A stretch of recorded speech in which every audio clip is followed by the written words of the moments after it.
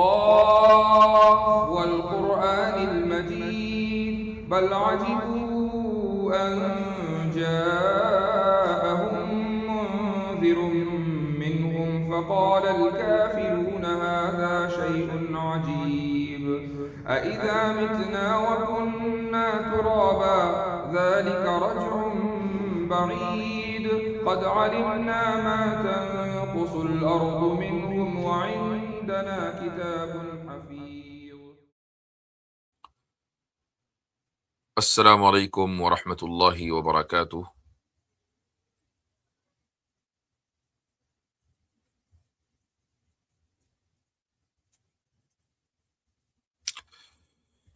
बिस्मिल्लाहिर्रहमानिर्रहीम अल्हम्दुलिल्लाहि रब्बिल आलमीन वस्सलातु वस्सलामु अला सय्यिदिल अंबियाइ वल मुरसलीन व अला आलिहि व सहबिहि अजमईन अम्मा बाद।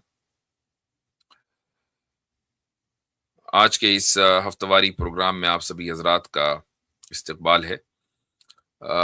अपने मामूल के वक्त से आधा घंटा लेट ही प्रोग्राम शुरू हो रहा है और उसकी वजह यह है कि अभी थोड़ी देर पहले ही सफ़र से वापसी हुई है। तो मैंने सोचा कि जब घर पर मौजूद हैं तो और सफ़र नहीं है तो आज का नागा ना हो, तो इसलिए ये आप हजरात की खिदमत में हाजिरी हो गई।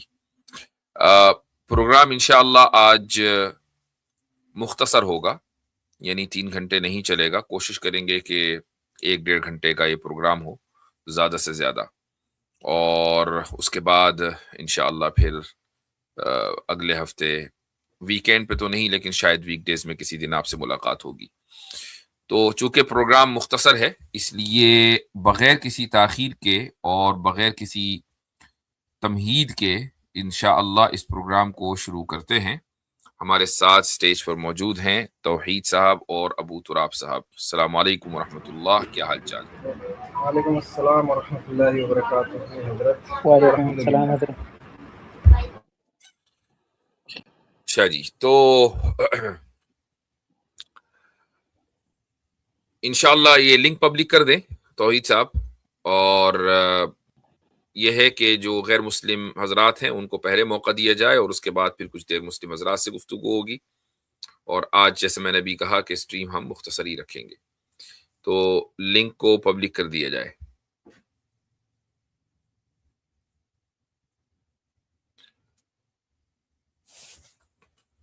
पिन भी आप कर देंगे?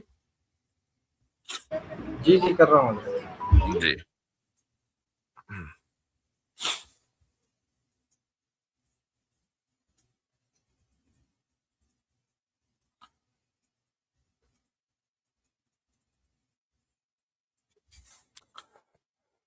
मैं अच्छा जी, तो तो घबरा गया था आज कि मैं क्या लिंक कहीं मैंने गलत तो पब्लिक नहीं कर लिया। अच्छा, हाँ, थोड़ा ताखीर से आए लोग। तो जी हमारे साथ हैं प्रकाश साहब, इनको लेते हैं। बाकी जितने मुस्लिम भाई हैं, जितने में मैं पिन कर रहा हूँ, आप लोग बैक स्टेज खाली कर दें। जी भाई प्रकाश साहब,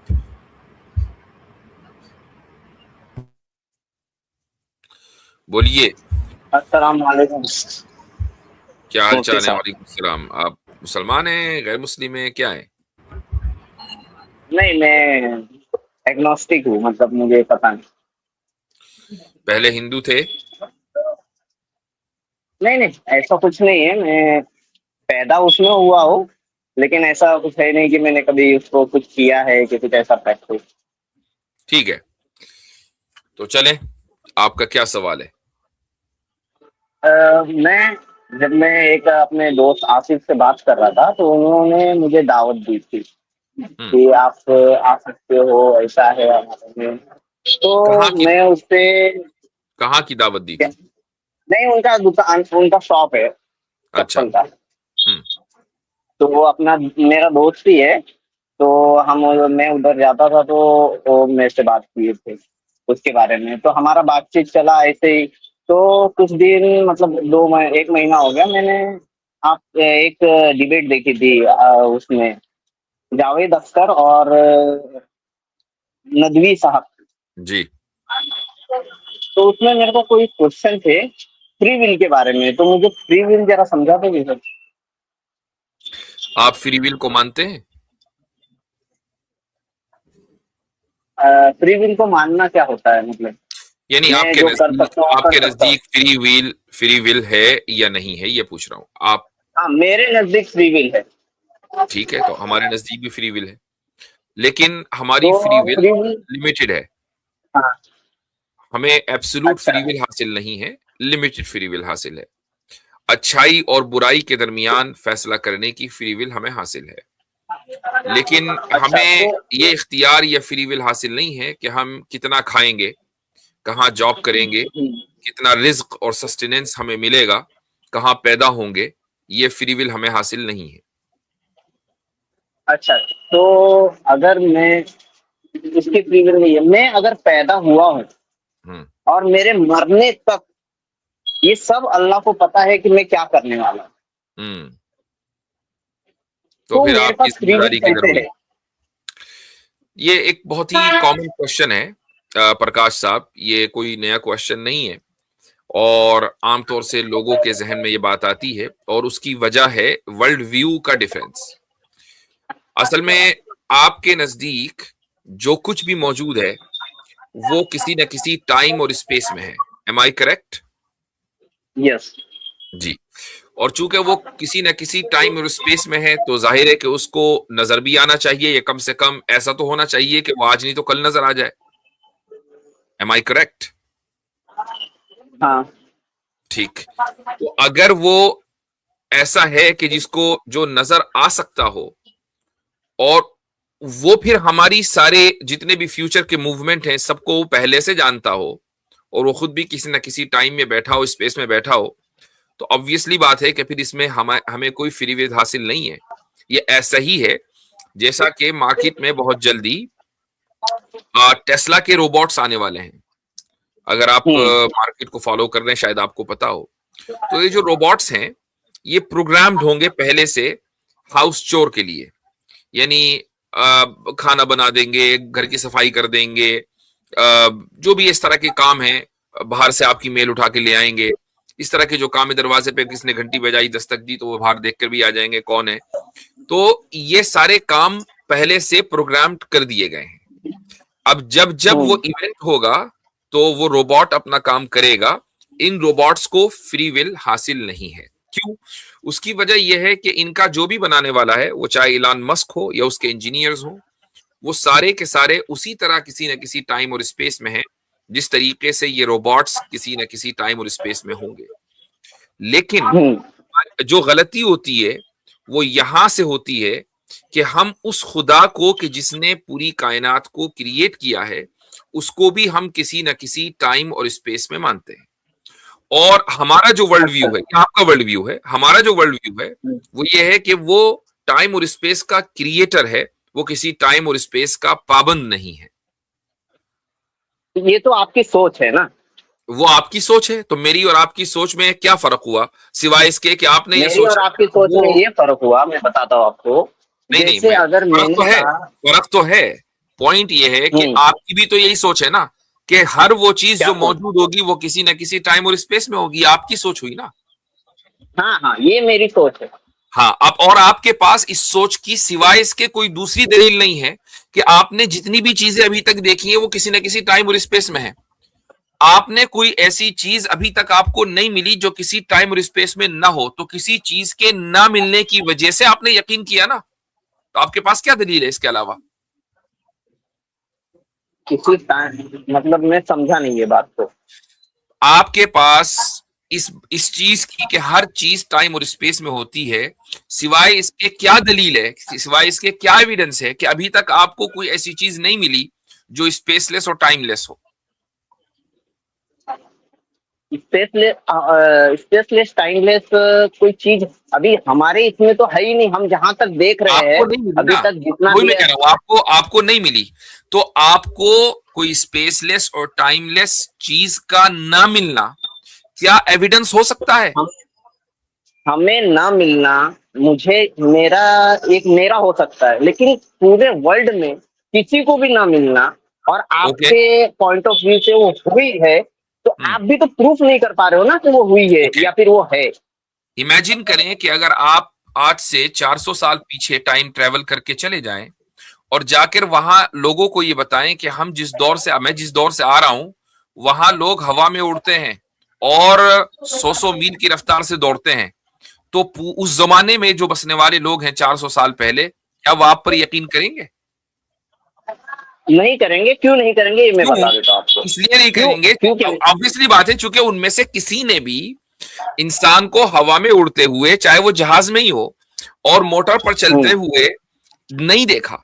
तो जब नहीं देखा तो वो कहेंगे यार ऐसा नहीं हो सकता। नहीं देखा तो exactly, नहीं देखा। तो इसका मतलब ये हुआ कि अगर आप किसी टाइमलेस और स्पेसलेस एंटिटी को अभी तक न देख पाए हो, पूरी इंसानियत न देख पाई हो, तो ये इस बात की दलील नहीं है कि टाइमलेस और स्पेसलेस एंटिटी मौजूद नहीं है। दलील है मुफ्ती साहब। मैं आपको बताइए, मैं बता, जैसे इंसान आगे बढ़ते जाता है, नई नई चीजें डेवलप होती है। अभी मुझे नहीं पता है कि अगले 10 साल में क्या होने वाला है, ठीक है।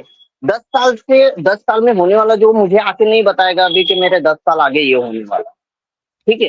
तो जैसे अभी फ्लाइट उड़ रही है, तो वो आपको भी पता है कि कैसे उड़ रही है, क्या है उसमें इंजन, क्या साइंटिफिक टेम्परामेंट है उसका उड़ने का, तो वो भी आपको दिखता है। इलेक्ट्रिक या फिर मोटर या उस पूरे आपको समझाया भी जाएगा कि ये क्यों उड़ती है। 400 साल पहले, कोई बिलीव नहीं है। अभी की बात कर रहा हूँ, 400 साल पहले, 400 साल पहले की बात कर रहा हूँ। मैंने पहले ही 400 साल पहले बोला कि नहीं, टाइम ट्रेवल पॉसिबल है। थियोरेटिकल साइंस में टाइम ट्रेवल पॉसिबल है, थियोरेटिकल साइंस में, अप्लाइड साइंस में नहीं है। तो इसलिए मैंने आपको एक हाइपोथेटिकल एग्जांपल दी कि अगर आप टाइम ट्रेवल एग्जाम के वजह से ही तो प्रॉब्लम होती है ना। टाइम ट्रेवल करके 400 साल पहले चले जाएं, अगर आप टाइम ट्रेवल करके 400 साल पीछे चले जाएं, चलो वहां ना जाएं, ठीक है, वहां मत जाएं, आप अमेज़न के जंगल में किसी ऐसे आदमी के पास चले जाएं कि जिसने इस मॉडर्न दुनिया को न देखा हो, और वहां जाकर आप उससे कंप्यूटर के बारे में बात करें, फोन के बारे में बात करें, और ये कहें कि हमारे पास ऐसे ऐसे डिवाइस होते हैं कि हम 100 मील दूर बंदे से बात करते हैं, वो यकीन नहीं करेगा। क्यों? इसलिए कि उसने नहीं देखा। लेकिन उसका यकीन ना करना कोई एविडेंस नहीं है। इसका मतलब ये हुआ कि अगर आप किसी चीज से, या इंसानियत अभी किसी चीज से वाकिफ नहीं है, तो उसका ना होना ये उस बात की दलील नहीं है। ऐसा नहीं होता। ऐसे ही हो रहा है भाई। आपको मैंने 2 एग्जांपल, मैं आपको एक बताता हूँ, आप जो भी एग्जांपल दे दो। मैंने उस डिबेट में ये भी सुना था कि चाय की केतली हवा में उड़ रही है और वो मुझे दिख रही है, लेकिन आपको नहीं दिख रही है।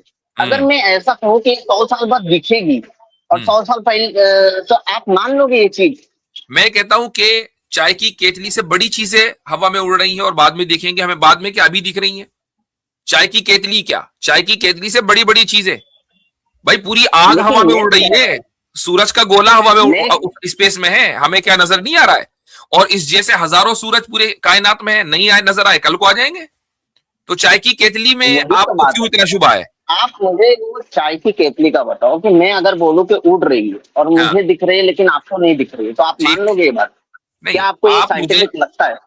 उसकी वजह होगी, उसकी वजह यह है कि जो चाय की केतली की आप बात कर रहे हैं उसका ताल्लुक इस दुनिया से है। वो चाय की केतली मैंने, आपने या हम जैसे किसी इंसान ने बनाई होगी, और हमें अभी तक के इस बात की कुदरत नहीं है। आगे का मुझे पता नहीं, अभी इस बात की कुदरत नहीं है कि मैंने चाय की केतली बनाई और यूं लटका दी, स्पेस में पहुंच गई वो। हाँ, अगर आप किसी एस्ट्रोनॉट, एक बात सुन लीजिए, अगर किसी एस्ट्रोनॉट को आप चाय की केतली दें, हाँ भाई वो जो आप स्पेस, वो इंटरनेशनल स्पेस स्टेशन पे जा रहे हैं ना, वहां चाय वाले भी नहीं है वहां, और चाय की जरूरत है, तो केतली लेके जाओ। और वो स्पेस, और वो बंदा भाई सुन भी ले, और वो स्पेस वॉक करते वक्त चाय की केतली बाहर छोड़ दे, तो वो मिलेगी आपको। इसमें क्या मसला है? सैटेलाइट नहीं घूमती, सैटेलाइट तश्तरी की तरह है, तो अगर तश्तरी घूम रही है तो चाय की केतली भी घूम सकती है। इनविजिबल कहा मैंने मुफ्ती साहब? इनविजिबल क्या? चाय की केतली इनविजिबल घूम रही है ऊपर। ओके, आपको नजर आई? मुझे नजर आ रही है, लेकिन आपको नजर नहीं आ रही। हमें आ जाएगी, कोई बात नहीं है, मैं आज नहीं नजर आ रही, कल आ जाएगी। लेकिन जिस खुदा के बारे में, जिस खुदा के बारे में हम बात कर रहे हैं, उसके बारे में हमारा दावा यह है कि ना वो मुझे नजर आ रहा है ना आपको नजर आ रहा है। जिस चाय की केतली के बारे में आप बात कर रहे हैं वो आपको नजर आ रही है, मुझे नजर नहीं आ रही है, और मैं उसको एक्सेप्ट कर रहा हूं कि मुझे नजर नहीं आ रही, आज कल को आ जाएगी, क्या मसला है इसमें? लेकिन आप ये तो मानते हो ना कि वो चाय की केतली है, ये मान लो कि आप। हाँ, अगर आपको नजर आ रही है, आप मुझे बता रहे हैं, पता नहीं कितनी चीजें साइंसदानों के कहने पर हम मानते हैं। हमने नहीं, क्या हमने अभी क्या मैं स्पेस अगर स्टेशन में जाके देखा है कि है अंदर से चाय की स्पेस स्टेशन केतली, कैसा होता है? हमने जाके अल्फा सेंचुरी देखा है कि कैसा होता है?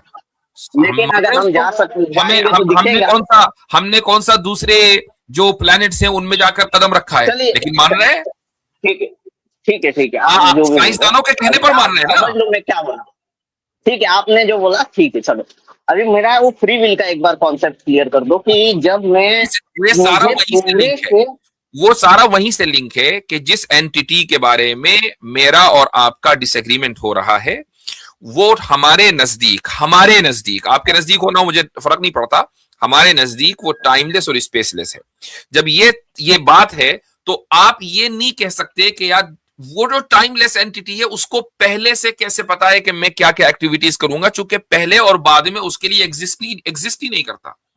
पहले और बाद में उसके लिए एग्जिस्ट ही नहीं करता, वो उसके लिए एग्जिस्ट करेगा जो टाइम कैसे बाउंड, एग्जिस्ट नहीं, वो उसके लिए एग्जिस्ट करेगा जो जब टाइम वो में। सोच सकता है, जब जब वो कुछ कर एग्जैक्टली। सकता है, चूंकि तो चूंकि वो क्यों टाइम अगर टाइम बाउंड कैसे अगर होगा? अगर टाइमलेस और स्पेसलेस एंटिटी एग्जिस्ट करती है, तो उसके लिए ना पहले है ना बाद में, और वो without being bounded by time वो सारी एक्टिविटीज करेगी, सारे काम करेगी, लेकिन हमारी तरह नहीं होगा वो। अब मैं आपको एक चीज और बताता हूं ताकि आपका कॉन्सेप्ट थोड़ा क्लियर हो जाए। वैसे आप एग्नोस्टिक, शायद मुझे नहीं लग रहा कि आप एग्नोस्टिक ठीक होंगे, है, ठीक है, आपको चूंकि अगर आप एग्नोस्टिक होते तो आप कोई ना कोई पोजीशन न लेते, जबकि आप पोजीशन ले चुके हैं। मुझे एक बात बताएं कि क्या आपको लगता है कि नॉन मटेरियलिस्टिक एग्जिस्टेंस होता ही नहीं है? अभी तक हमने नहीं देखा। महसूस किया? नहीं। अच्छा, आपको क्या लगता है कि इलेक्ट्रोमैग्नेटिक फील्ड के बारे में पता है आपको? इलेक्ट्रोमैग्नेटिक फील्ड जो होती है वो ये सब स्पेस में अपना ये, अभी इतना मुझे साइंस में तो इतना नहीं पता थोड़ा इलेक्ट्रोमैग्नेटिक फील्ड चाहिए। क्या हो। आपको पता है एक किताब है जिसका नाम है द फील्ड, उस किताब का नाम ही है द फील्ड, हम्म, और उस हम्म, किताब के ऑथर का नाम है लिन मैकटैगर्ट नाम उसके ऑथर का नाम। उसने अपनी किताब ओके। में हर ह्यूमन की इलेक्ट्रोमैग्नेटिक फील्ड को साबित किया है, बहुत सारी एग्जांपल से। उसमें से एक एग्जांपल मैं आपको देता हूं जिसका आपने खुद तजुर्बा किया होगा, और वो ये कि जब आप किसी दोस्त के साथ बराबर में बैठे हुए हो और उसको जमाई आए तो आपको भी आती है, कभी महसूस किया? हाँ, अच्छा, अब ये सवाल जहन में होता है कि भाई चलो वो लेजीपन की वजह से उसको जमाई आ रही है, बात समझ में आती है, मैं तो लेजी नहीं हुआ तो मुझे क्यों आ रही है? उसकी इस हरकत का असर मेरी बॉडी के ऊपर क्यों पड़ा, जबकि मेरी बॉडी ने उसकी बॉडी को टच नहीं किया हुआ है? तो उसका जवाब मैं उसका सुन तो लीजिए भाई। तो उसका जवाब ऑथर ने द फील्ड में ये दिया है कि हर इंसान की इलेक्ट्रोमैग्नेटिक फील्ड होती है, जब आप उस फील्ड में आ जाते हैं तो उसका असर आप कबूल करते हैं। वो इलेक्ट्रोमैग्नेटिक फील्ड मटेरियलिस्टिक नहीं है, उसको देखा नहीं जा सकता है, उसको नापा नहीं जा सकता है, बस है। ये एक मिसाल, ये सिर्फ एक मिसाल है, इस तरह की दसियों मिसालें हैं। ठीक है मुफ्ती साहब, मेरा वो एक फ्री विल का मेरा कॉन्सेप्ट क्लियर कर दीजिए प्लीज। तो इससे क्या साबित हुआ? देखिए अभी इससे देखिए, हर चीज कनेक्टेड होती है ना। इससे यह साबित हुआ कि अगर एक भी चीज नॉन मटेरियलिस्टिक होकर मौजूद हो सकती है जो हमें नजर ना आ रही हो, तो एक ऐसी एंटिटी जो नॉन मटेरियलिस्टिक है वो भी मौजूद हो सकती है। और अगर वो नॉन मटेरियलिस्टिक एंटिटी मौजूद हो सकती है तो वो टाइमलेस भी होगी और स्पेसलेस भी होगी। नहीं, इससे मुझे तो ये साबित नहीं होता, बाकी आपका पॉइंट ऑफ व्यू है। और मुझे यही फ्री विल मुझे जानना है। अगर यही बात है तो क्या आप किसी क्रिएटर की पॉसिबिलिटी को मानते हैं? चूंकि एग्नोस्टिक होने का मतलब तो यही है। मुझे पता नहीं, नहीं मैंने बता दिया आपको। नहीं नहीं, पता ना होना हो सकता अलग है, बात है। हो सकता है, ठीक है। ये जो हो सकता है ये किस बुनियाद पे हो सकता है? मैंने अभी तक मैंने कहा, क्या कहा मुझे पता नहीं है। मैं जहां तक देखा हूँ, पता मुझे ना होना मैंने और अभी मैं आपको एक बता रहा हूँ, मैं मेरे आपको भाई, एक क्लियर कर रहा हूँ, पता ना होना क्लियर कर रहा और हूँ। पॉसिबिलिटी होना, दोनों में फर्क है। मैं एक क्लियर मैं आपसे ये नहीं मैं एक कहा कि क्लियर आपको पता है या नहीं पता, मैं आपसे पूछ रहा हूं आपके नजदीक पॉसिबिलिटी है या नहीं है। अगर पॉसिबिलिटी है तो नहीं किस बुनियाद पे है? नहीं पॉसिबिलिटी नहीं है। अगर पॉसिबिलिटी नहीं है तो फिर आप एग्नोस्टिक नहीं है, आप एथिस्ट है। मेरी बात अभी सुन लीजिएगा। मैं जी जहां तक अभी तक मैंने अब आज तक मैंने जो भी रिलीजन ये किया है, मैंने देखा है या कुछ भी किया, उस हिसाब से मैं कहीं नहीं देखता कि किसी गॉड ने हमें बनाया और एक पॉइंट ऑफ व्यू, मतलब इंसान को देख के बनाया। ये मैं कहीं नहीं देखता कि यानी इंसान के लिए यानी हम बनाया है। सब लोग खुद ही बन गए ना। खुद ही बने, वो तो एक इवोल्यूशन है, वो बात अलग है। मेरा जो एक क्लियर अच्छा, पॉइंट है, अगर ये मैं अगर ये अगर ये एवोल्यूशन है तो क्या ये पॉसिबल है कि नॉन लिविंग से लाइफ बन जाए? यस पॉसिबल है। कैसे? खुद ब वो खुद, मैं आपको खुद ब खुद खुद ना नॉन खुद लिविंग से लाइफ बन जाए? चूंकि किसी भी चीज के बनने के लिए कोई ना कोई आ, इरादा तो होना चाहिए ना। नॉन लिविंग में तो कोई इरादा नहीं है, उसमें सिंगल सेल भी नहीं है। एवोल्यूशन तो सेल का होगा ना, अभी तो सेल बना ही नहीं। ठीक है, कोई बात नहीं। मेरा नहीं, एक तो कोई बात क्यों नहीं आप भाई, यही तो भाई असल बात है दूसरे भाई, नहीं यही नहीं असल बात दूसरे पॉइंट पे जा रहे, आप इवोल्यूशन पे जा रहे हैं जिससे मुझे पता नहीं है है। मैं इतना, इसलिए एवोल्यूशन मैं पे उस नहीं पर जा बात रहा नहीं हूं, कर ये रहा। सारी चीजें मैं आपको इसलिए बता रहा हूं कि ये सब चीजें कनेक्टेड है। क्योंकि अगर ठीक है, आप हमें मान एक लीजिए, कनेक्शन तो मुझे बताओ। सुनिए मैं आपको बता दूं कैसे कनेक्टेड है। अगर आप किसी क्रिएटर को नहीं मानते, बात खत्म हो गई। लेकिन अगर आप किसी क्रिएटर को मानते हैं तो उस क्रिएटर का टाइमलेस और स्पेसलेस होना जरूरी है। और अगर आप उसको टाइमलेस और स्पेसलेस मानेंगे तो फ्री विल का मसला एकदम हल हो जाएगा। और अगर आप ये कह रहे हैं कि मैं किसी क्रिएटर को नहीं मानता, तो फिर ये सवाल होगा कि हम कहां से आए और कैसे आए। आपने अभी बोला कि मेरे नजदीक क्रिएटर का होना पॉसिबल नहीं है, तो ऑब्वियसली बात है फिर हम ये सवाल करेंगे कि हम कहां से आए। अब फ्री विल खत्म हो गई, चूंकि free will is a secondary question. अब प्राइमरी क्वेश्चन नहीं, ये है कि फ्री हम विल कैसे खत्म आए। नहीं हुई। नहीं, इसलिए कि जब आप खुदा ही को नहीं मानते, क्रिएटर को नहीं मानते, तो अब फ्री विल पर आपसे गुफ्तगू नहीं होगी। अब गुफ्तगू इस पर होगी कि हमारा और आपका एग्जिस्टेंस है, इसको एक्सप्लेन कैसे करना है, नहीं, इसको आप एक्सप्लेन कीजिए। मानते हैं ना कि फ्री विल है, मैं नहीं मानता, वो बात अलग है। आप हाँ, तो मानते आप हो तो इसलिए मुझे नहीं भी मानते हैं, आप इसलिए नहीं मानते हैं क्योंकि खुदा आपके नजदीक मौजूद नहीं है। अब जब खुदा मौजूद नहीं है तो जो बिगर क्वेश्चन है वो एग्जिस्टेंस ऑफ गॉड और एग्जिस्टेंस ऑफ क्रिएशन है। बिगर क्वेश्चन फ्री विल नहीं है। मैं आपको तो एक क्लियर हम तो बिगर क्वेश्चन पर बात करेंगे ना, एक ऑक्सिलरी क्वेश्चन मैं पर क्यों बात करें? अगर बिगर क्वेश्चन हल हो गया तो ऑक्सिलरी क्वेश्चन खुद ब खुद हल हो जाएगा। मैं इस पे अगली बार मैं आपसे अच्छा पक्का बात हजरत, करूंगा, इनसे एक लेकिन चीज मुझे ये अभी पूछ इसके बारे लेते में। हैं। हजरत इनसे एक चीज ये पूछ लेते हैं, प्रकाश भाई। हजरत अगर इजाजत दें, जी, अगर आप मानते हैं कि फ्री विल नहीं है, तो अगर फ्री विल होती तो फिर कैसा होता? फ्री विल है, ठीक है, लेकिन मैं ये जानना चाहता हूँ कि जैसे आज नहीं, अभी मैं आपने कहा ना, अभी आपने कहा मेरी बात आप मानते हैं सुनिए। फ्री विल है, मतलब मुफ्ती साहब को आपने कहा था कि आप मानते हैं फ्री विल है, मैं मानता हूँ यस, फ्री विल नहीं है। ये अभी दो दो मिनट पहले आपका जुमला है। हाँ मैं फ्री विल, अरे मैं अपने मैं जो कर सकता हूँ फ्री विल है, मुझे है फ्री विल, ठीक है। और हमें नहीं है। अभी मेरी क्लियर, हाँ मैं आपको एक क्लियर कर देता हूँ।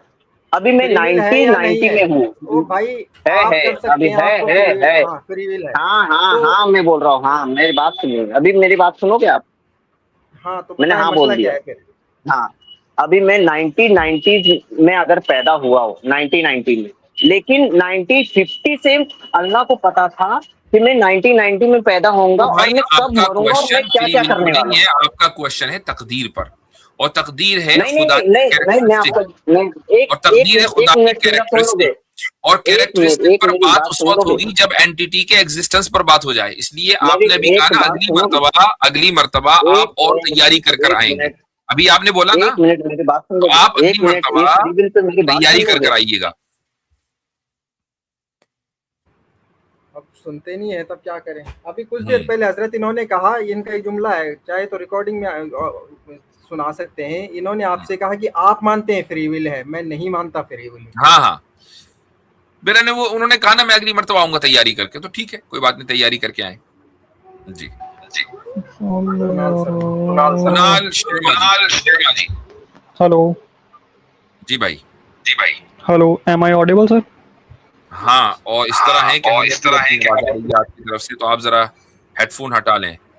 पिछली हेडसेट बार अगर भी लगा मेरे रखा साथ है तो हटा यही लीजिए। मसला हुआ था हजरत, पिछली बार भी। मूव कर रखे हैं सर। तो फिर लगा लें, अगर रिमूव कर रखे हैं। जी एक सेकंड।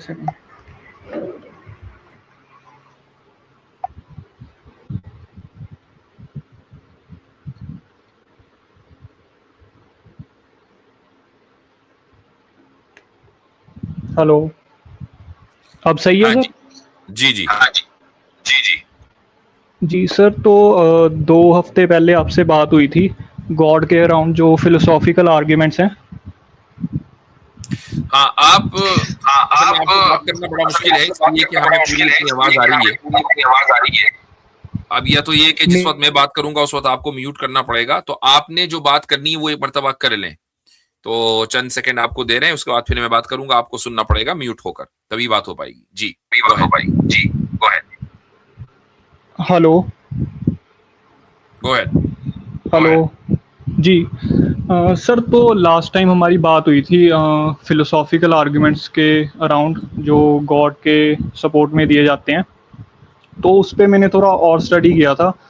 तो जैसे कलाम कॉस्मोलॉजिकल आर्ग्यूमेंट है, फर्स्ट कॉज आर्ग्यूमेंट है, तो मेरे को अभी भी लाइक लास्ट टाइम आपने कहा था कि और जो दूसरे आर्ग्यूमेंट्स है उससे ये भी साबित हो सकता है कि गॉड और मर्सीफुल है, लविंग है, ऑल जस्ट है। लेकिन अभी भी मैं कन्विंस्ड नहीं हूँ, क्योंकि जो कलाम कॉस्मोलॉजिकल आर्ग्यूमेंट है उसका भी मैंने जो उसमें क्या फ्लॉड है, वो कैसे परफेक्ट आर्ग्यूमेंट नहीं है, तो वो भी उस पर भी मैंने थोड़ा स्टडी किया। लेकिन उस तरफ मैं नहीं जाऊंगा for the sake of this discussion. हम मान लेते हैं कि वो परफेक्ट आर्ग्यूमेंट है, लेकिन स्टिल उससे भी यही साबित हो रहा है कि एक फर्स्ट कॉज की हमें जो सर्टेनिटी है वो स्टैब्लिश हम कर पा रहे हैं, और वो ऑल पावरफुल है और इटर्नल है। लेकिन उस आर्ग्यूमेंट से हम ये तो नहीं ना डिराइव कर सकते कि वो ऑल जस्ट है या और लविंग है या फिर ऑल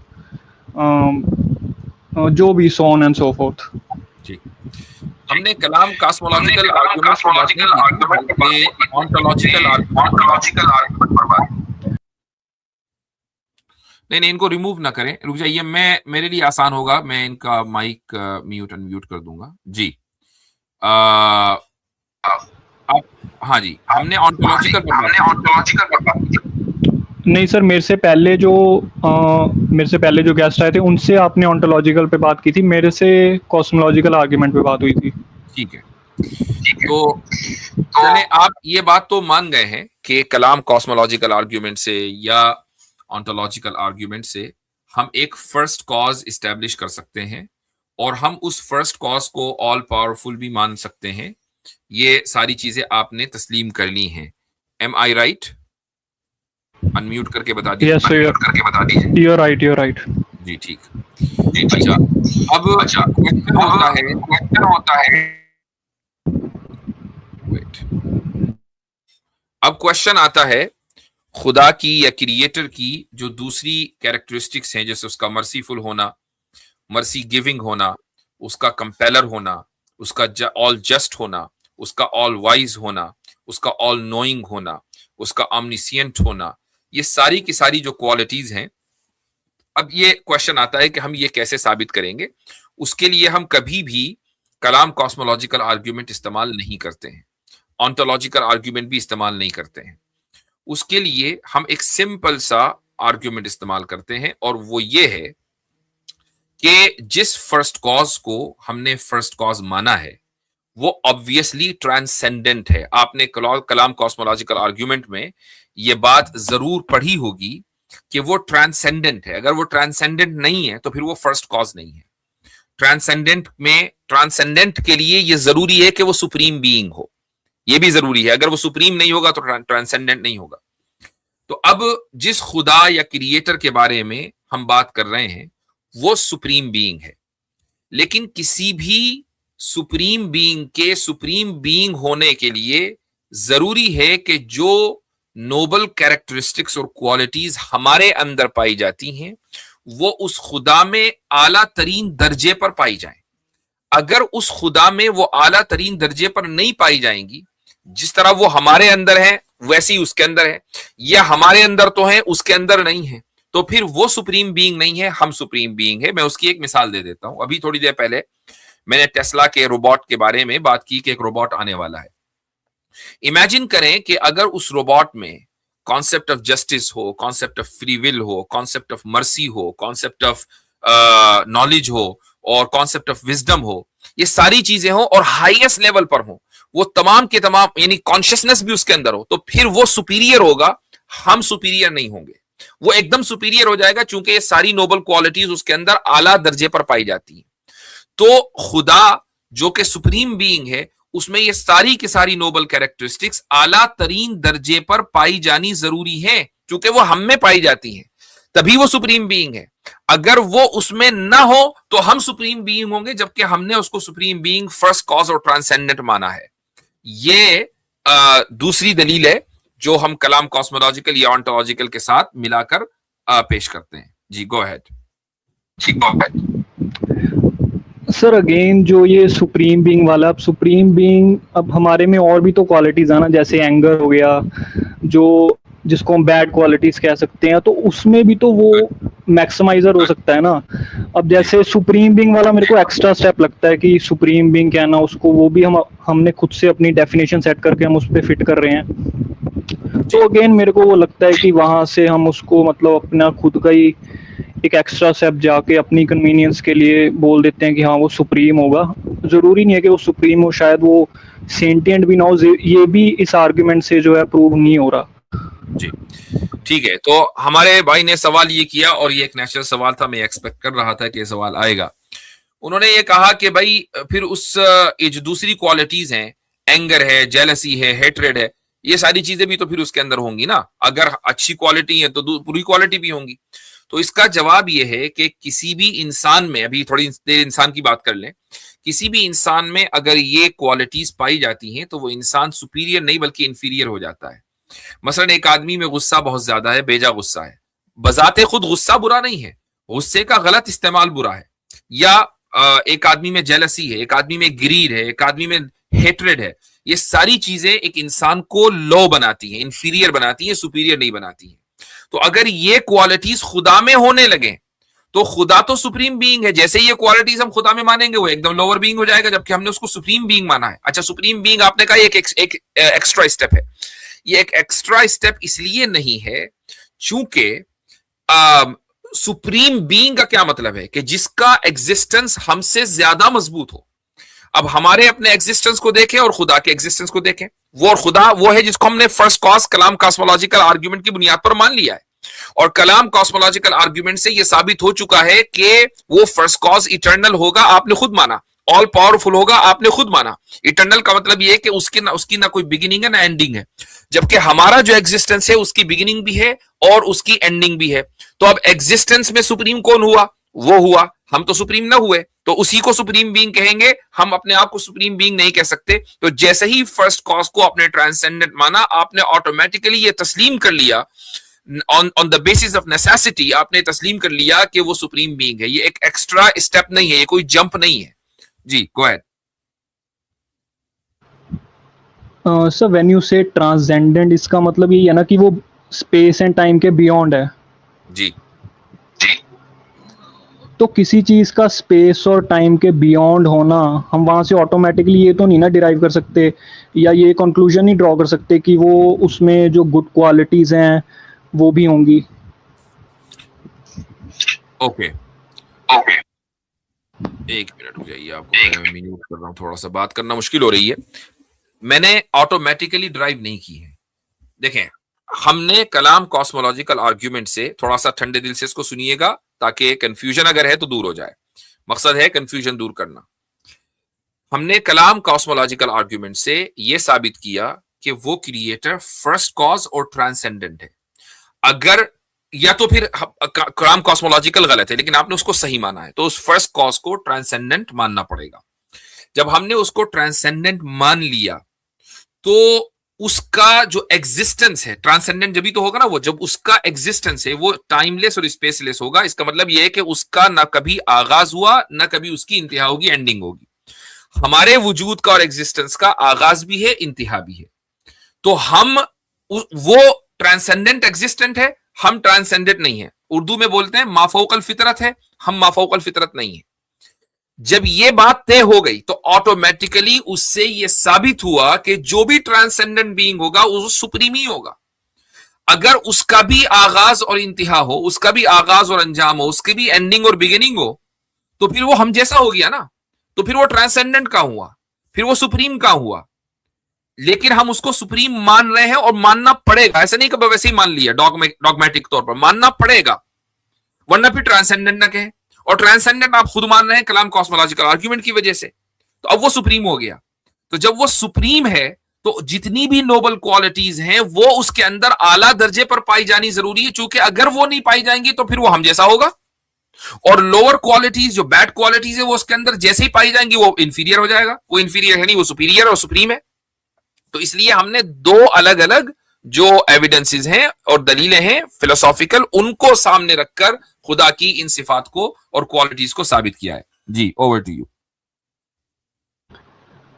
सर, मैंने डिस्कशन की ना शुरुआत में आपसे ये कहा था कि मैंने जो फ्लॉड साइड है वो भी थोड़ा अध्ययन करने की कोशिश की है कि जो कलाम कॉस्मोलॉजिकल आर्गुमेंट है वो फ्लॉड कैसे है। और फ्रैंकली स्पीकिंग मैंने गालिब कमाल की कुछ वीडियोस देखी थी इस पे, तो वहाँ पे जो मेरे को एक आर्गुमेंट सुनने को मिला था वो ये है कि जो कॉज एंड इफेक्ट हम लगा रहे हैं इस, क्योंकि इसका वो कह रहा था कि इसका जो प्रेमिस है ना वही इमेजिनरी है, वो फैक्चुअल नहीं है, और प्रेमिस का फैक्चुअल होना ज़रूरी है।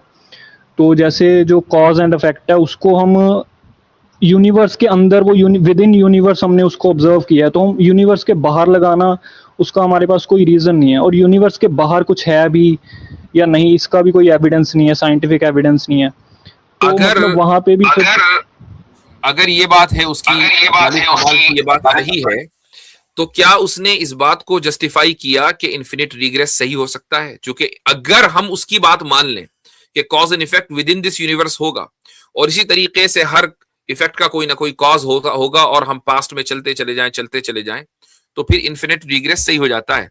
गालिब कमाल 100 मरतबा मर के पैदा हो जाए, इन्फिनिट रिग्रेस को सही नहीं करार दे सकता, जस्टिफाई नहीं कर सकता।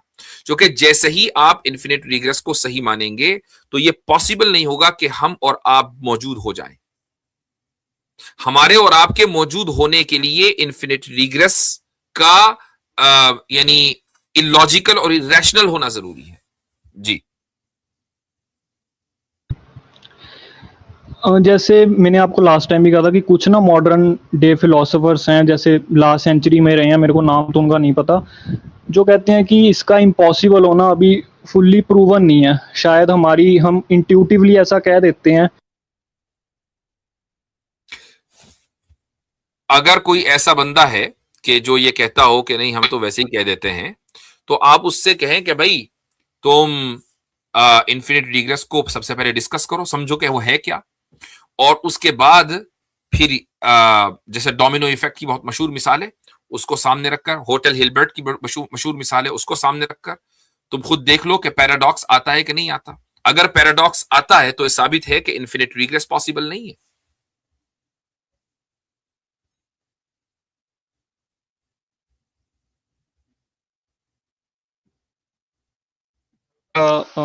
स्टडी नहीं किया है, मैं मान लेता हूँ for the sake of discussion कि वो इम्पॉसिबल है, ठीक है, लेकिन स्टिल अभी भी मैं इस बात पे कन्विंस नहीं हो पा रहा हूँ कि जो फर्स्ट कॉज आर्ग्यूमेंट है या कलाम कॉस्मोलॉजिकल आर्ग्यूमेंट है या सुप्रीम बीइंग, जैसे सुप्रीम बीइंग मेरे को एक सुपर इम्पोजिशन लग रही है कि हाँ एक सुप्रीम बीइंग की हमने डेफिनेशन बना दी और उसको मॉरल एट्रीब्यूट्स उस पर ऐसे फिट कर दिए और उसको हमने इमेजिन कर लिया कि हाँ वो गॉड होगा। अभी भी मेरे को ये लगता है कि हाँ वो जो फर्स्ट कॉज है वो सेंटिएंट हो जरूरी नहीं है, और वो हो सकता है कि वो इंडिफरेंट हो, उससे हमसे कुछ लेना देना ही ना हो शायद। देखिए, अभी जो आपकी गुफ्तगू में मुझे कंफ्यूजन लग रहा है वो ये लग रहा है, यानी आपकी तरफ जो कंफ्यूजन है वो ये कि कभी तो आप कलाम कॉस्मोलॉजिकल आर्ग्यूमेंट को सही नहीं मान रहे कि जी गालिब कमाल ने कुछ बकवास कर दी होगी। इन्फिनिट रिग्रेस को आपने कहा कि आपकी अभी स्टडी नहीं है। फिर आप जब आप ये भी अभी शुरू में आप ये भी मान के चले जब ये गुफ्तगू हुई कि नहीं जी मैंने मान लिया कि कलाम कॉस्मोलॉजिकल आर्ग्यूमेंट ठीक है और उससे बस फर्स्ट कॉज साबित होता है और उस फर्स्ट कॉज का ट्रांसेंडेंट होना जरूरी है। जैसे ही आप फर्स्ट कॉज को मानेंगे तो इन्फिनिट रिग्रेस को आपने खुद ही इलॉजिकल और इरेशनल मान लिया, तभी तो फर्स्ट कॉज को माना, वरना फर्स्ट कॉज फर्स्ट कभी होगा ही नहीं, कोई चीज फर्स्ट होगी नहीं अगर इन्फिनिट रिग्रेस होगा। तो फर्स्ट कॉज को मान रहे हैं इसका मतलब इन्फिनिट रिग्रेस को नहीं माना, फर्स्ट कॉज को मान रहे हैं इसका मतलब वो ट्रांसेंडेंट है, चूंकि अगर वो ट्रांसेंडेंट नहीं होगा तो फिर फर्स्ट नहीं होगा। ट्रांसेंडेंट को अगर मान रहे हैं तो नेसेसरी बीइंग को सुप्रीम बीइंग को मानना पड़ेगा, अगर वो सुप्रीम बीइंग नहीं है तो ट्रांसेंडेंट नहीं है। एक चीज दूसरी चीज को नेसेसिटेट करती है। ये आपसे अब मैंने जो चंद बातें कही है खुसूसन आखिर में, इस पर आप थोड़ा और गौर करें, इसमें देखें कि कैसे लिंक है, और उसके बाद इंशाअल्लाह अगर कोई मसला हुआ तो या कोई क्वेश्चन हुआ तो अगली मर्तबा आप तशरीफ लाएं। हाँ, कोई दिक्कत नहीं है सर, और मैं इस पे थोड़ा एफर्ट करूँगा इंटेलेक्चुअल। और सर एक और चीज़, मैं जो मोहम्मद साहब हैं उन पे भी थोड़ा पैरेलली उनको देख रहा था, जैसे जो इस्लामिक सोर्सेज हैं, और गालिब क़वाल की भी मैंने कुछ वीडियोस देखी। वो इस्लामिक सोर्स नहीं है भाई। तो नहीं, क्योंकि मैं अपने हिसाब से टॉपिक सर्च कर रहा था तो उसकी वीडियोस भी मेरे को रेकमेंड हो रही थी, तो जब मैंने देखा तो मेरे को समझ आया कि हाँ वो फुल ब्लोन एथिस्ट है और इस्लाम के टोटली अगेंस्ट है। तो बाकी उस पे भी मेरे कुछ ऑब्जेक्शन थे, लेकिन अभी मेरे को लग रहा है कि मैं अच्छा, प्रिपेयर मैं एक चीज आपको ये भी बता दूं कि एक तो है एथिस्ट होना और एक है बायस एथिस्ट होना। वो बायस एथिस्ट क्यों है आपको मालूम होना चाहिए कि गालिब कमाल एक पाकिस्तानी एक्स क्रिश्चियन है, आपको मालूम है? जी हाँ, मैंने जी मैंने एक वीडियो में सुना था उसको ये कहते हुए। अच्छा, अब चूंकि वो पाकिस्तान में रहा और वहां भी क्रिश्चियन के तौर पर रहा, तो क्रिश्चियन कम्युनिटी में बहुत से लोगों को ये शिकायत रही है कि भाई हमें वहां अच्छी तरीके से ट्रीट नहीं किया जाता। पॉसिबल है नहीं किया जाता होगा, हु केयर्स, लेकिन उसका जो असर पड़ता है, साइकोलॉजिकल असर, वो ये पड़ता है कि अच्छा इन्होंने मुझे सही से ट्रीट नहीं किया, अब मैं इनकी ऐसी की तैसी करूंगा, अब मैं इनको गाली दूंगा, मैं इनके खुदा को गाली दूंगा, इनके नबी को गाली दूंगा, वगैरह वगैरह। तो यहां बायसनेस आ जाती है। तो ऐसा कोई भी सोर्स के जिसमें बायसनेस हो तो ऑब्वियसली बात है कि वो ट्रस्टवर्दी तो होगा नहीं। लेकिन ये बात आपकी शायद सही होगी, इस पे मैं ज़्यादा कमेंट नहीं करना चाहूँगा। लेकिन सर अगर उसने एक बार ये भी कहा था कि उन्होंने आपको चैलेंज किया था डिबेट के लिए, लेकिन आप इग्नोर करते रहते हो उसको कॉन्टिन्यूसली, तो कोई मेरे इग्नोर ख्याल नहीं करते हैं, हमारी अपनी कुछ कंडीशंस हैं। वो चाहता है कि मैं उससे डिबेट करूं और उसके चैनल पर जाऊं। क्यों भाई, उसके चैनल पर क्यों जाऊं मैं? तो आप चाहते हैं कि वो आपके चैनल पे आए? कोई न्यूट्रल चैनल पर अगर हो तो आ जाए। और दूसरी बात, हमारी एक और कंडीशन, हमारी 2-3 कंडीशन है किसी के साथ भी डिबेट, कोई गालिब कमाल हो या दुनिया में कोई और हो, 2-3 कंडीशन है। पहली कंडीशन बुनियादी तौर पर यह है कि चैनल न्यूट्रल होना चाहिए, प्लेटफॉर्म न्यूट्रल होना चाहिए। दूसरी कंडीशन ये है कि गालम गलोच ना होनी चाहिए और ब्लास्फेमी नहीं होनी चाहिए, एक आदमी ब्लास्फीमर ना हो। आप देखें जावेद अख्तर साहब से मुफ्ती शमाइल की डिबेट हुई, जावेद अख्तर को हमने प्रॉफिट सल्लल्लाहु अलैहि वसल्लम के ताल्लुक से कभी ब्लास्फेमी करते हुए नहीं सुना। हो सकता कि हो, I don't know, public platform पे हमने नहीं सुना, तो ठीक है, उनसे हमने डिबेट कर ली। ठीक इसी तरीके से अभी कुछ दिन पहले एक जर्नलिस्ट हैं जिन्होंने एक मुस्लिम खातून को लेकर पॉडकास्ट की इस्लाम के ऊपर, और मुस्लिम खातून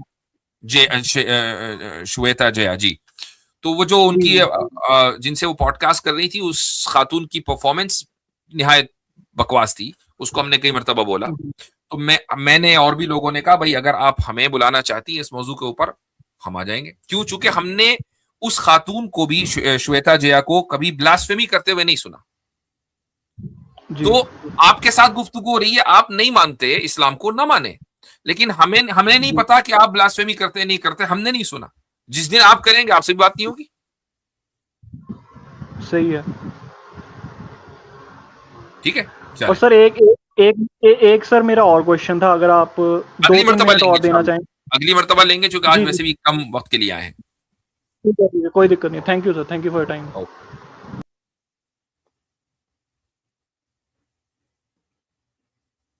नाइस बॉय। जी आदाब मुफ्ती साहब। आदाब, क्या हालचाल है?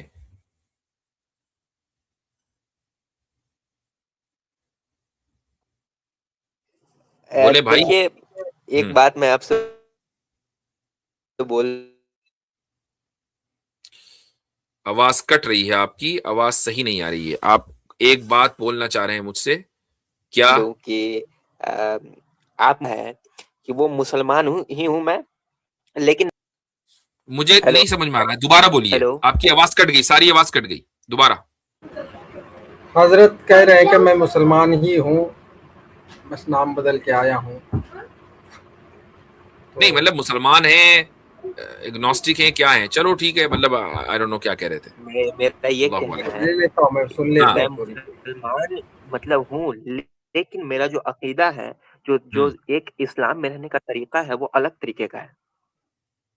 अब मैं किस सर सैयद अहमद खान का आपने नाम सुना होगा। हाँ, वो मुफ्ती तो साहब इनसे हमारे महल्ले में रहते थे। मुफ्ती हाँ। साहब इनसे जी प्राइवेट चैट में पूछा गया था आप नॉन मुस्लिम हैं, तो ये कह रहे थे मैं नॉन मुस्लिम हूँ। जी जी, मेरा जो अकीदा है उसके हिसाब से आप नॉन मुस्लिम ही मुझे मानेंगे। पहले आपने अच्छा मेरी पूरी बात सुनी ही नहीं। अच्छा अच्छा जी, तो सर सैयद पहले आप साहब ने क्या कर सुनिए, दिया? जैसे कि सर सैयद अहमद खान साहब का जो अकीदा था, वो कुरान को खुदा की किताब मानते थे, हदीस वगैरह का इनकार करते थे। तो आप जिन्नात में सीधा मैं ये नहीं कहें मानता, ना, आप मुनकिर हदीस हैं। आप ये मत कहें सर सैयद वगैरह, जो चले गए चले गए, उनके ऊपर जी जी क्रिटिसिज्म जी होगा, होता जी जी, रहेगा। बस आप ये बस मेरा कहिए, ये कहना है, ये कहना है। आप कहिए फखर से कि आप मुनकिर हदीस हैं। जी जी, ये जो हम्म कुरान है, ये मानता हूँ खुदा की किताब है, लेकिन उसका जो इंटरप्रिटेशन है, वो गलत हम्म, तरीके से किया जाता है, साइंटिफिक टेम्पर के नजरिए से नहीं। जैसे कि अच्छा। उसमें जिन्नात वगैरह के बारे में मेटाफोरिकल है, जन्नत और हम्म, जहन्नम के बारे में मेटाफोरिकल है। वो अच्छा। कॉन्टिजेंसी आर्गुमेंट आप जो देते हैं, फाइन ट्यूनिंग देते हैं, वो सब बिल्कुल सही है, वो सब हम्म, बिल्कुल। लेकिन जो यानी आप जन्नत और इस्लाम जहन्नम को मेटाफोरिकल है। नेशनली मेटाफोरिकल है, और ठीक। बाकी जितनी भी तो चीजें हैं जो कि आप तो जो कि चूंकि माशाल्लाह कुरान को मानते हैं, तो कुरान को आपने खूब पढ़ा होगा, उसको समझा होगा। तो ये जो मेटाफोरिकल जन्नत है, उसमें ला खौफुन अलैहिम वला हुम यहज़नून का क्या मतलब है?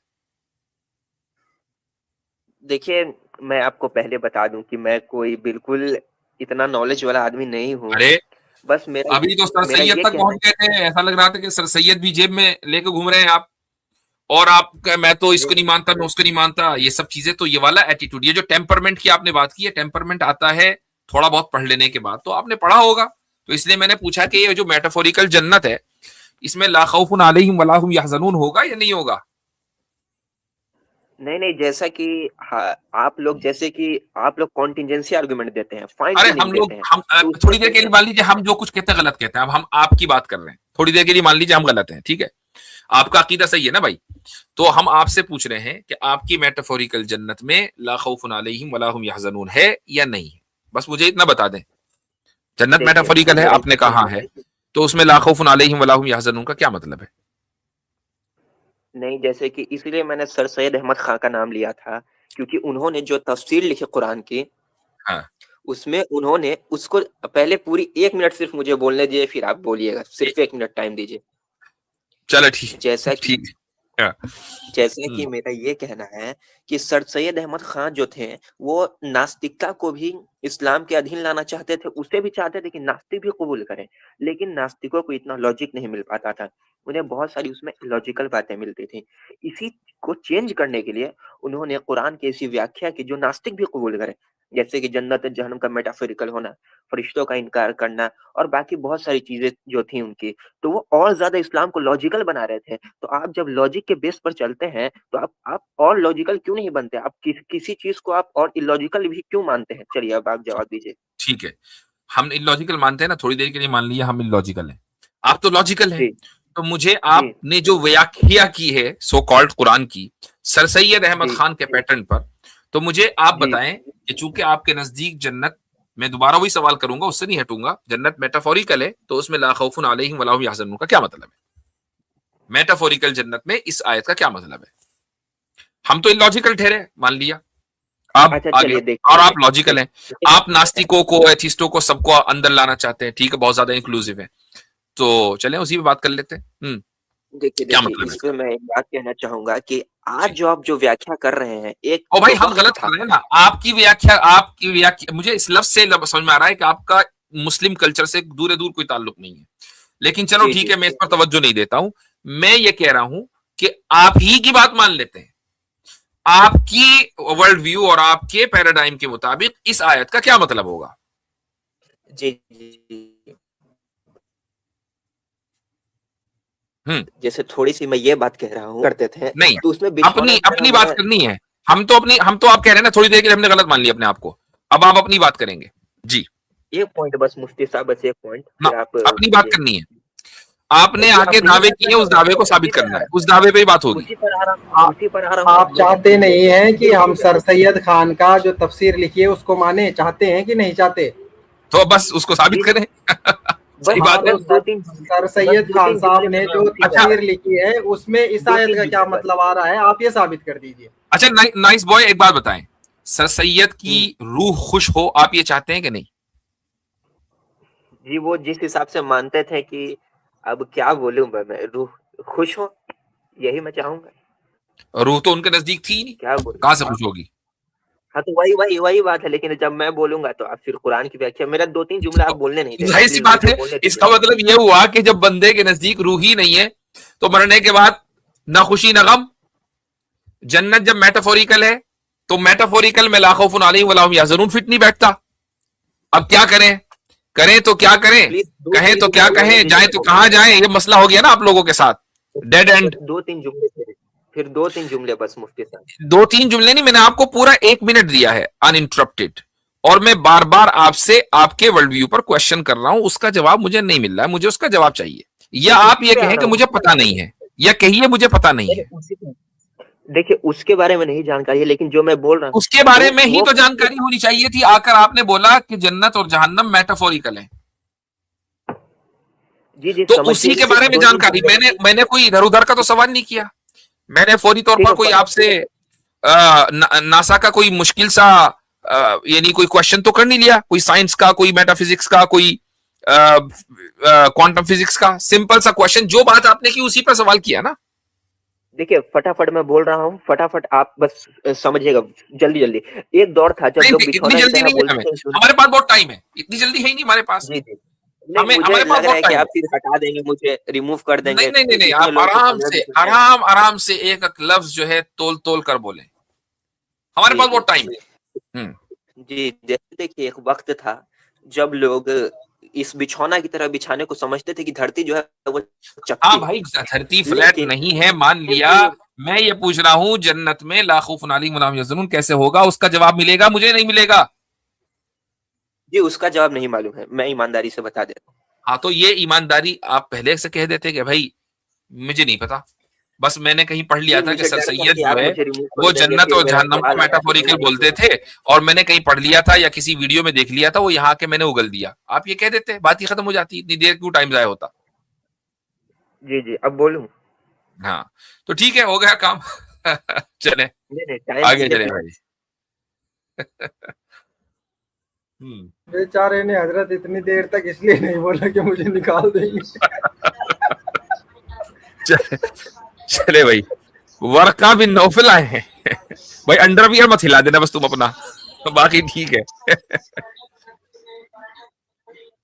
हेलो, हाँ जी, मेरी आवाज आ रही है? आ रही आवाज, आवाज पूरी आ रही है। जी मुफ्ती साहब, मेरा एक प्रश्न था। जी। जैसे कि एक हिंदू वैसे फौजी है। आपने स्पेलिंग जो है ना गलत लिखी है। वर्का की स्पेलिंग ये नहीं है। वर्का की स्पेलिंग होगी WARQA। ओके ओके, ठीक है, उसको मैं हाँ, दुरुस्त कर दूंगा। ये तो वोरका हो गया, वोरका। ठीक है, ठीक, कोई बात नहीं। ये मेरे ख्याल से साहिल पाहिल से सुन लिया होगा आपने। नहीं नहीं, उससे पहले भी मैंने कहीं और से सुना था। हाँ, समीर से सुन लिया होगा, सच वाले से सुन लिया होगा। और कहां से? आपने खुद तो आप रिसर्च की नहीं होगी, ये तो मुझे पता है। हाँ, बिल्कुल बिल्कुल सही है। हाँ ठीक जी। अच्छा, मेरा ये प्रश्न था, जी जैसे कि बॉर्डर पे हमारे हिंदू भाई वगैरह देश की रक्षा करते हैं, हाँ हाँ, जब ठीक है। देश की रक्षा करेंगे तो देश के लिए अगर जान दे दी बहुत अच्छी बात है। उनको आप माला वाला पहनाएं और उनकी फंडिंग गवर्नमेंट को करनी चाहिए। हमारी हमदर्दियां उन तमाम नहीं, फौजियों के साथ है सुनिए जो ना। अपने मुल्क की हिफाजत के लिए जान देते हैं। चले भाई आगे। नहीं, ठीक है, धौरव। जी मुफ्ती साहब कैसे हैं आप? बिल्कुल ठीक। जी आज टाइम तो बहुत कम है मुझे लगता है, तो मैं हाँ मेरा बहुत छोटा सवाल रहेगा और जी। जवाब। जी जी मुफ्ती साहब, आपने बहुत से अपने वीडियोस में ये क्लेम किया हुआ है कि यूनिवर्स आके क्रिएटेड है, और आप उसके लिए साइंस की मिसाल देते हैं कि बिग बैंग थियरी। नहीं, मैं बिग नहीं बैंग देता, थियरी चाहिए मैं नहीं देता। आपकी वीडियोस में है, पुराने वीडियोस में। पुरानी में होगा, मैं उसको एब्रोगेट करता हूँ। ठीक है, तो आप बिग बैंग मतलब आप अभी साइंस की जो दलील है वो आप नहीं देते आजकल? साइंस की दलील को मैं सिर्फ इस मानागर्ज जिक्र कर सकता हूं कि ये आज के दौर में साइंसदान मान रहे हैं, कल को नहीं मानेंगे, ना मानो। तो जब तक बिग बैंग को 1929 से पहले बिग बैंग को नहीं मान रहे थे, बल्कि प्रिसाइजली 1917 से पहले, तो हम तो तब भी यूनिवर्स को क्रिएटेड मानते थे। कौन सा हमने बिग बैंग की वजह से यूनिवर्स को क्रिएटेड माना? लेकिन आप मिसरिप्रेजेंट कर रहे हैं ना साइंस को। आप बोल रहे हैं कि यूनिवर्स नहीं था फिर बना। नहीं, मैंने कहा कि साइंटिस्ट ये कहते हैं कि यूनिवर्स बिगैन टू एग्जिस्ट, और उनके पास जो दलील है वो टाइम का स्पेस का जो एक्सपेंशन है वो है कि 14 बिलियन ईयर्स पहले सिंगुलैरिटी से प्लैंक टाइम में वो उसने एक्सपेंड करना शुरू किया, और उससे पहले क्या था कुछ नहीं पता। लेकिन इसका मतलब ये नहीं कि साइंस ये कह रहा है कि कुछ था। साइंस ना ये कह रही कुछ था, ना ये कह रही कि कुछ नहीं था। They don't know. साइंस तो सिंगुलैरिटी को रिजेक्ट करते हैं ना। वो बोले कि जब मैथ्स को हम एक्सप्लोरेट करते हैं बैकवर्ड, तब सिंगुलैरिटी मिलती है। वहां पे इन्फिनाइट डेंसिटी और इन्फिनाइट टेम्परेचर मिलता है, जो अपने आप में पैराडॉक्स है। मैं आपसे पूछ रहा हूं कि इससे पहले कुछ था? हाँ, वो बात नहीं है। बात है, वही तो बात है सारी। अरे मैं कहता हूँ थोड़ी देर के लिए आप बिग बैंग को डस्टबिन में डाल दें हमारी बला से। हमारा कौन सा अकीदा बिग बैंग के ऊपर टिका हुआ है? हम तो ये पूछ रहे हैं आपसे कि बिग बैंग अगर नहीं हुआ था, या चलो हो गया था थोड़ी देर के लिए, मान लें जबरदस्त धमाका हुआ, अव्वल तो धमाका नहीं हुआ था लेकिन उसको कह देते हैं बैंग, तो उससे पहले क्या था? मैं आपसे ये पूछ रहा हूँ, साइंस की बुनियाद पर बता दें। नहीं, मेरा सवाल बिग बैंग को लेके था। मैं उसको कंक्लूड कर दूंगा, फिर आप जो भी सवाल पूछोगे सवाल करें ना, मैं तो उसका जिम्मेदार नहीं हूं ना। क्योंकि आप मिसरिप्रेजेंट कर रहे हो ना लोगों को, इसलिए मैंने पहले ही बता दिया कि मैं बिग बैंग की दलील लेता ही नहीं हूं। क्योंकि आपने अच्छा ठीक है, अगर आपने दी है इसलिए, क्योंकि लास्ट टाइम मैं आपके चैनल पे जब स्ट्रीम पे आया था, क्योंकि मैं तभी भी आपने ये टॉपिक लाया था, पर मैं इसको इग्नोर किया क्योंकि बिग बैंग की बुनियाद पर मैं कायनात को क्रिएटेड नहीं मानता हूं। ठीक हो गया? सही। अच्छा, अब आप मुझे बताएं कि जो बिग बैंग हुआ, अव्वल तो हुआ या नहीं हुआ? अगर हुआ आपके नजदीक, तो उससे पहले क्या था? नहीं, बिग बैंग मतलब वो एक्सपेंशन है फ्रॉम जितना साइंस को पता है, जितना साइंस कंफर्म करती है। आपको तो ज्यादा साइंस पता है ना, तो आप मुझे बताइए उससे पहले क्या था?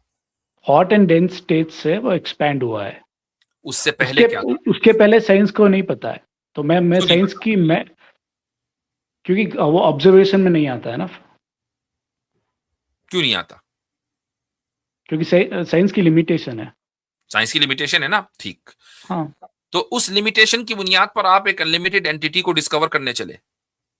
नहीं, मैं नहीं। अब मैं आपकी जो पोजीशन होती है, आप अपनी पोजीशन क्लियर कर दें पहले। मेरी पोजीशन आप एक लिमिटेड जो आपके पास साइंस है उसकी बुनियाद पर अनलिमिटेड एंटिटी को डिस्कवर करेंगे? नहीं, मेरी पोजीशन वो है ही नहीं। मेरी पोजीशन है कि मैं अद्वैती हूँ, हिंदू, और मेरी पोजीशन है कि ब्रह्म है और यूनिवर्स ब्रह्म से अलग नहीं है। साइंस की बुनियाद पर आप उस अनलिमिटेड बीइंग को साबित करते हैं या नहीं करते? या मुझे ये बता दें कि साइंस कर सकती है या नहीं कर सकती अकॉर्डिंग टू यू? नहीं, साइंस मेजरमेंट पे चलती है, तो नहीं कर सकती ना। मेजरमेंट और ऑब्जर्वेशन पे चलती है, तो साइंस उसको हाँ इन्फर कर सकता है मतलब मैं प्रूव करने की बात कर रहा हूं। नहीं कर सकती, तो मेरा और हाँ। आपका यहाँ इख्तलाफ हो गया खत्म। ठीक ना मैं मानता ना मानते, तो मेरा और आपका डिसएग्रीमेंट हो गया खत्म। अब जो डिसएग्रीमेंट है वो ये है कि आप ये कह रहे हैं कि वो अनलिमिटेड हर लिमिटेड में है, ये मसला है सारा। लिमिटेड रिलेटिव है, तो वो अनलिमिटेड आपने हर लिमिटेड में घुसा दिया, बस ये मसला हो गया। नहीं, आप मिसरिप्रेजेंट कर रहे हो मुझे अगेन। आप ही कहते हैं कि खुदा हर जगह है, वो क्रिएटर हर जगह है, हर चीज में है, इंसान में है, मिट्टी में है, पत्थर में है, पिलर में है, हर जगह है। मैंने ऐसा नहीं कहा ना अभी। कैसा कहा मैंने? अच्छा, आपने नहीं कहा ऐसा, ठीक है, आप मुझे अपनी पोजीशन की मैंने बोला कि ठीक है, वही तो ब्रह्म आके एक एंटिटी है और यूनिवर्स उससे सेपरेट नहीं है। मेरा ये है। ठीक, तो यूनिवर्स उसमें है, उसमें मतलब यूनिवर्स उसका हिस्सा है। हाँ, उससे अलग नहीं है, उसका मतलब पार्ट्स आ जाता है। तो अब थोड़ा मैं वर्ड्स को डिफाइन आप समझ लोगे, पर ऑडियंस नहीं समझेगी। यूनिवर्स उसका कंपोनेंट है, कंपोनेंट पार्ट्स में जाता है। मैं यही इसलिए मैं वेरी स्पेसिफिक बोल रहा हूँ कि यूनिवर्स उससे अलग नहीं है, वही यूनिवर्स। तो आप ये कहो ना कि वो यूनिवर्स ही खुदा है। हाँ, लेकिन यूनिवर्स, क्योंकि पब्लिक क्या है कि पब्लिक वो यूनिवर्स मतलब उनको ऑलरेडी प्री डिफाइंड एक आइडिया है। साइंस ने उसको आइडिया दी है, स्कूल टेक्स्ट बुक में जो उनको आइडिया मिला है तो वो अज्यूम कर लेते हैं। तो इसलिए मैं वेरी स्पेसिफिक रहना चाहता हूँ। अगर आप तो यूनिवर्स उससे सेपरेट नहीं है, पर वो सिर्फ यूनिवर्स नहीं है। मैं ये कहने का मतलब जो ऑब्जर्वेबल यूनिवर्स सिर्फ वो इतना नहीं है, तो फिर उसका हिस्सा अनलिमिटेड है। यूनिवर्स उसका एक पार्ट और कंपोनेंट हुआ। पार्ट नहीं है, वो अलग नहीं है, वही तो बता रहा हूँ। आप पार्ट्स और वो होल है। आपने खुद बोला कि यूनिवर्स उससे अलग नहीं है, लेकिन वो ब्रह्म, ठीक है, सिर्फ यूनिवर्स हो ऐसा भी नहीं है, यानी यूनिवर्स के अलावा भी कुछ है वो। हाँ, यूनिवर्स अगर आप यूनिवर्स को अनलिमिटेड मान रहे हो और इन्फिनाइट मान रहे हो, नहीं मान रहे ना, और ऑल एग्जिस्टेंस मान रहे हो, मतलब any existence which is not separate from universe उसका एक हिस्सा है, या हिस्सा नहीं, चलो हिस्सा नहीं मान रहे, यूनिवर्स उसमें उससे अलग नहीं है, लेकिन वो सिर्फ यूनिवर्स हो ऐसा भी नहीं है, यूनिवर्स के अलावा भी कुछ है जो उसमें है। हाँ, वो डिफाइन, अगर यूनिवर्स आप कैसे डिफाइन करते हो उसके ऊपर है। चलो मैं आपके लिए इजी कर देता हूं। अगर आप यूनिवर्स को इन्फिनाइट मानते हो और उसके सिवा कुछ और वही एक एग्जिस्टेंस है, उसके बाहर कुछ एग्जिस्टेंस कुछ नहीं है, तो आप ब्रह्म का डेफिनेशन उसको दे रहे हो। फिर हमारा सवाल होगा, क्या ये इनफाइनाइट यूनिवर्स पार्ट से बना हुआ है? वही तो मैं सवाल कर रहा हूं। वो होल है, पार्ट तो हो नहीं सकता ना। आपने कहा कि ये यूनिवर्स ही हो ऐसा नहीं है, यूनिवर्स के अलावा भी कुछ है, वो आप जबान से निकालना नहीं चाह रहे, क्योंकि फिर फंस जाएंगे, आपको पता है। नहीं वो अब देखें सारा मसला ये हो जाता है। ठीक है, मैं रीडिफाइन कर देता हूं। अब देखो आपकी पोजीशन क्लियर कर देता हूं। मैं आपको उसकी एक लाइव एग्जांपल देता हूं। ये देखें, हमारे सुनिए हमारे एक परमानेंट कॉलर हैं ऋषि साहेब, लास्ट टाइम इनका शायद भारद्वाज है। ये बेचारे नीचे से बैठ के कमेंट बाजी करते रहते हैं, कभी कभी आ भी जाते हैं, कहते हैं there is no universe, there is only Brahman. ठीक है, चलो भाई इनकी मान लें। अब धौरव साहब से बात करें कि नहीं यूनिवर्स है, वो यूनिवर्स असल में उससे अलग नहीं है। तो एक कह रहा है यूनिवर्स ही नहीं है, दूसरा कह रहा है यूनिवर्स है, वो उससे अलग नहीं है। तो आपके यहां जो बुनियादी क्वेश्चन है ना, द वेरी फंडामेंटल क्वेश्चन, कि जो सुप्रीम एग्जिस्टेंस है वो क्या है, हम कहां से आए कहां जा रहे हैं, ये बुनियादी क्वेश्चंस हैं। इन क्वेश्चन पर आपके यहां क्लैरिटी नहीं है। हर एक की जिसके जो मुंह में आया वो कह रहा है, हर एक का अपना अलग फलसफा। ऋषि साहब का क्या मुझे पॉइंट पता नहीं है। मेरा पॉइंट में आपको कुछ इनकंसिस्टेंसी है, कुछ कॉन्ट्राडिक्शंस है, तो आप मुझे पॉइंट आउट कीजिए। कंसिस्टेंसी इनकंसिस्टेंसी ये है ना कि आप ये कह रहे हैं कि जो यूनिवर्स है ये ही ब्रह्म में है, यानी उससे अलग नहीं है और उससे जुड़ा हुआ है। अच्छा, सिर्फ यही यूनिवर्स उसमें है? आपने कहा नहीं, यूनिवर्स के अलावा भी कुछ है। तो जब वो कुछ है तो फॉरेन कंपोनेंट्स आपने मान ली, और आप कह रहे हैं कि नहीं मैं कंपोनेंट्स मानता नहीं हूं। ठीक है, मैं अपनी पोजीशन क्लियर कर देता हूं। You have a serious inconsistency inconsistent नहीं है, आप in your मिसरिप्रेजेंट कर proposition. रहे हो। नहीं, मैं प्रोपोजिशन अपना क्लियर कर देता हूँ। अगर आप यूनिवर्स को क्या मानते हैं बताइए? आपको मैं अगर यूनिवर्स बोलूंगा तो आपके दिमाग में इमीडिएट आएगा कि अच्छा यूनिवर्स तो लिमिटेड है, क्रिएटेड है। ये आपका नजरिया, ये आपका नजरिया पूरा इस्लाम का नजरिया है। और जो मतलब जो एथिस्ट है अब उनका देखिए और कितनी अलग अच्छी बात नजरिया है, है। कितनी अच्छी बात है कि एथिस्ट आप का और एक नजरिया है। मुसलमान नहीं है, इसके बावजूद पूरे इस्लाम का और हर मुसलमान का जो नजरिया है वो आपको पता है। ये बात तय नहीं, है, इससे साबित हो गया आप में कि हमारे सूफी यहाँ कितनी क्लैरिटी है फंडामेंटल क्वेश्चन में। आपके यहाँ आप में के हर दो आदमी आप में इसी सवाल पे के जवाब पे झगड़ रहे होंगे। आप सूफीज्म में अलग है ना उनका कॉन्सेप्ट। सूफीज्म में वो यूनिवर्स को अल्लाह से सेपरेट नहीं मानते। उनका वो और गलत हमारा मानते हैं, अलग है। हम तो नहीं मानते उसको।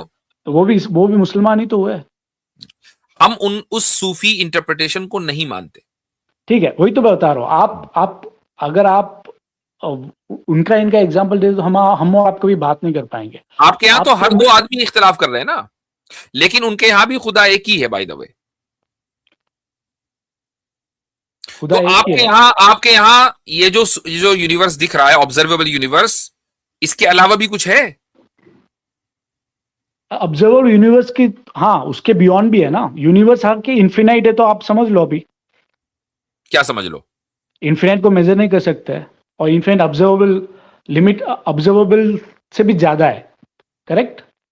अच्छा, एक बात बताएं, ये जो यूनिवर्स है ये इटर्नल है?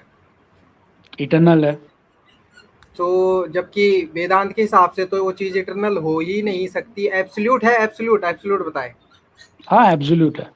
तो वेदांत के अनुसार तो वो चीज एब्सोल्यूट और इटर्नल हो ही नहीं सकती जिसमें चेंजेस हो। यूनिवर्स में तो चेंजेस है। रिलेटिव चेंजेस है ना। रिलेटिव चेंज को हम मानते हैं ना। अगर साइक्लिकल है यूनिवर्स तो रिलेटिव चेंज, एसेंस में चेंज नहीं है ना। ये जो चेंजेस हैं ये परमानेंटली चेंजेस है। एक तो हो गया एब्सोल्यूट। आप कैटेगरी एरर कर रहे हैं तो भाई, मैं समझ गया आपका पॉइंट, समझ गया मैं समझ गया। आप कैटेगरी एरर कर रहे हैं। आप मैं क्योंकि मुझे पता है आपका पॉइंट। आप रिलेटिव चेंजेस को एब्सोल्यूट चेंज मान रहे हैं, तो रिलेटिव चेंजेस चलेगा, एब्सोल्यूट चेंजेस नहीं है। सगुण होना या निर्गुण का सगुण होना रिलेटिव चेंजेस है या एब्सोल्यूट चेंजेस है? सगुण आके रिलेटिव है और निर्गुण आके एब्सोल्यूट है। तो वो निर्गुण सगुण में तब्दील हो गया, उसने अपनी वो वाली पोजीशन छोड़ दी। हाँ, तो एब्सोल्यूट से रिलेटिव हो गया, ये बोल रहे हो आप? भाई, दो जो कॉन्ट्रडिक्शन है वो तभी आप इससे पार पा पाएंगे अगर आप कहेंगे कि वो निर्गुण सगुण। अरे वही तो कैटेगरी एरर कर रहे हो आप। वही तो बता रहा हूँ, आप दोनों निर्गुण और सगुण को मिक्स कर रहे हैं। आप एब्सोल्यूट और रिलेटिव को टर्म को मिक्स कर रहे हैं। वही तो कैटेगरी एरर है आपका।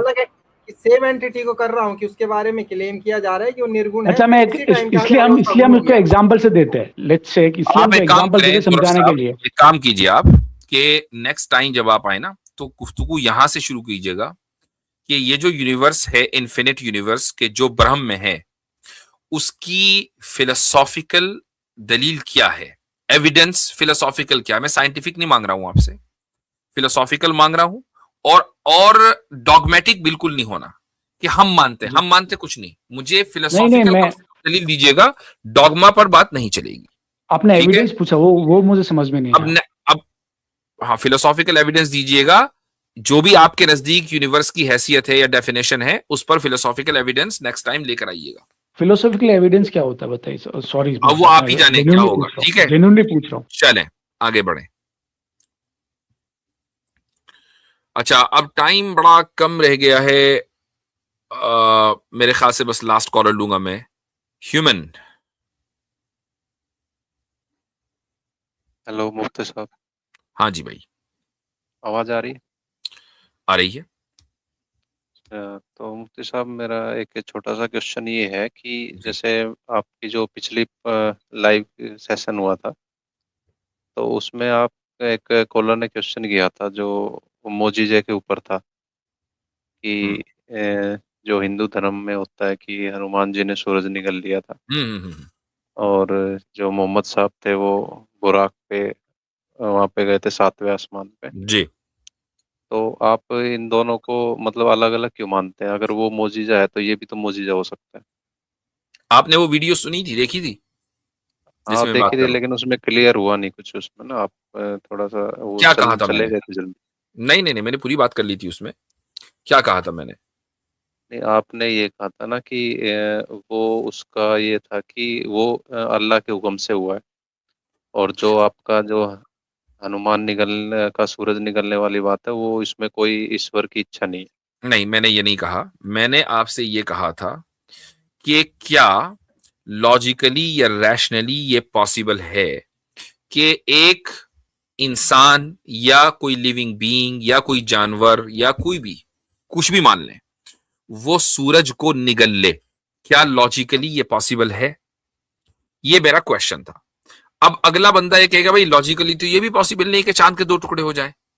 तो उसका जवाब हमने दिया था कि एज वी आर स्पीकिंग, मैं आपसे गुफ्तगू कर रहा हूं, इस वक्त भी पूरे कायनात के हर हर कोने में, हर हर जगह इस वक्त जो वहां के प्लैनेट्स और स्टार्स हैं वो टूट रहे हैं, जुड़ रहे हैं, बिखर रहे हैं। इसी तरीके से ये कायनात चल रही है आगे।